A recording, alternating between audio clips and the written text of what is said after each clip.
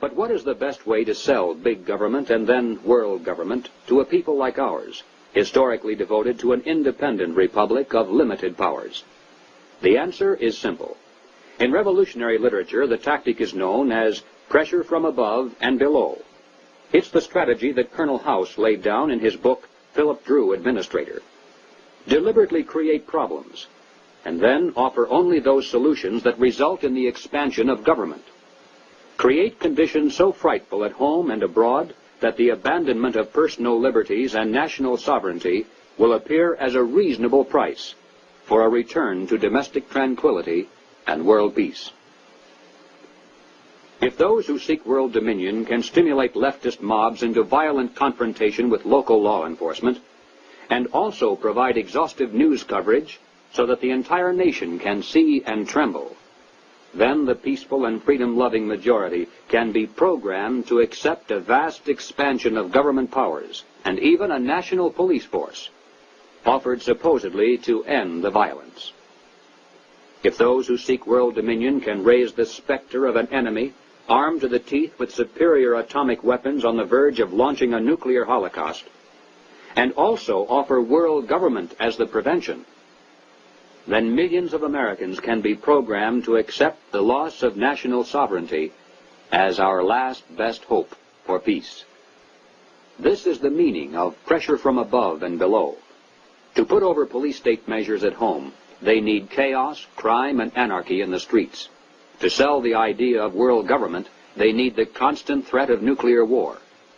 Or, as they say in revolutionary circles, the real action is in the reaction. In 1968, Random House Incorporated published this book by James Coonan, The Strawberry Statement, Notes of a College Revolutionary. Coonan carries the usual New Left credentials, and is a classic example of the extent to which a highly intelligent mind can be programmed by the establishment into thinking that it is acting against the establishment. Coonan was one of the leading participants in the first student seizure of an American university, which occurred at Columbia in April of 1968. Initially, the movement was not large, and easily could have been stopped by a simple police action. But as usual, the anti-establishment forces received their greatest help from the establishment itself. For several days, police were told not to interfere. Meanwhile, university officials groveled in the face of outrageous propaganda charges, and the media made national heroes of the rebelling students. MGM even made a movie out of Coonan's book. On page 130, Coonan wrote, "In the evening I went up to the U to check out a strategy meeting. A kid was giving a report on the SDS convention. He said that at the convention, men from Business International roundtables, the meeting sponsored by Business International for their client groups and heads of government, tried to buy up a few radicals. They offered to finance our demonstrations in Chicago. We were also offered ESSO, or Rockefeller money.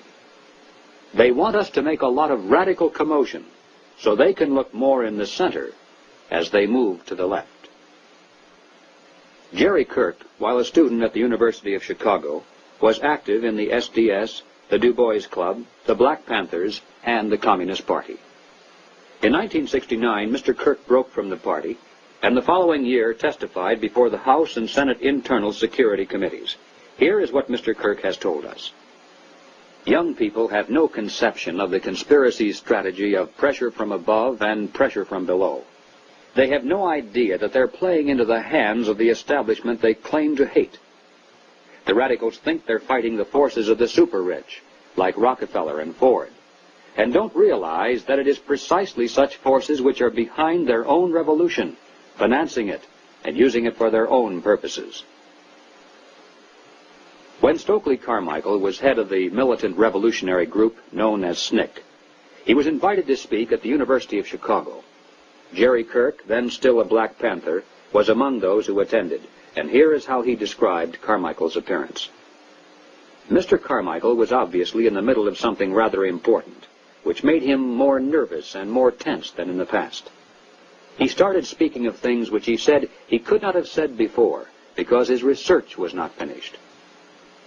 He spoke of the false consciousness of many blacks who believed the Jews were the instrument of oppression of blacks.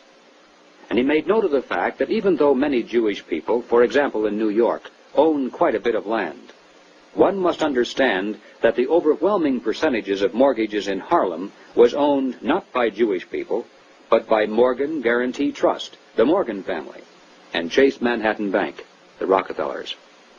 He repeated the line from the song he liked so well. "Something is happening here, but you don't know quite what it is, do you, Mr. Jones?" What he was getting at was that the Jews were simply one strata of society who are themselves being oppressed by people who were much richer and much more powerful. In the agencies of this power, he cited banks, the chief among which were Morgan Guaranty Trust and Chase Manhattan, and the foundations connected with these monoliths. It was not long after this that Stokely Carmichael mysteriously was ousted from both SNCC and the Black Panthers.